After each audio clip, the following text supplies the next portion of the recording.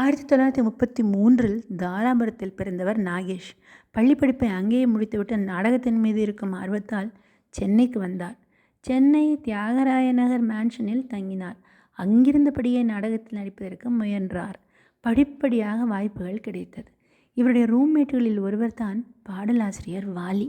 K. Balachander எழுதிய நாடகத்தை மையமாக வைத்து கிருஷ்ணன் பஞ்சு இயக்கிய சர்வர் சுந்தரம் தான் நாகேஷின் மிகப்பெரிய வெற்றி படம். நாகேஷின் உடல் மொழியும் நடிப்பும் வேறு தளத்தில் இருந்தன. அனைவராலும் கவனிக்கப்பட்டார் நாகேஷ். கிட்டத்தட்ட 1000 படங்கள், காமெடியன், கேரக்டர் ரோல், வில்லன் என எந்த பாத்திரம் கொடுத்தாலும் புகுந்து விளையாடுவார். ரேவதி, ரோஹிணி, ஊர்வசி இவர்கள் மூவரும் நடித்த மகளிர் மட்டும் படத்தில் ஒரு இறந்த உடலாக அப்படியே தத்ரூபமாக நடித்திருப்பார். எப்படி சிவாஜியை போன்று இன்னொருத்தர் பிறந்து வர வேண்டும் என்று சொல்கிறோமோ அதே போல் நாகேஷை போல் இன்னொருவர் பிறந்து வர வேண்டும். அவருடைய உடல் மொழியைத்தான் இப்பொழுது எல்லோரும் காப்பியடிக்கிறார்கள்.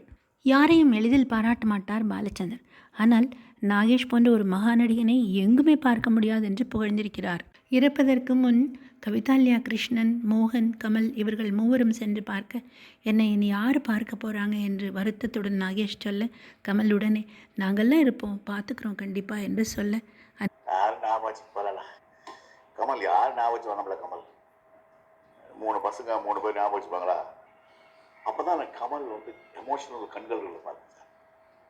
நான் ஞாபகம் வச்சுப்பேன் சார், நாங்கள் மறக்க மாட்டோம் சார். கண்ணில் ஐ குட் சீ டியர்ஸ். ஏன்னா அது உண்மை தெரியும் கமல் சாருக்கு.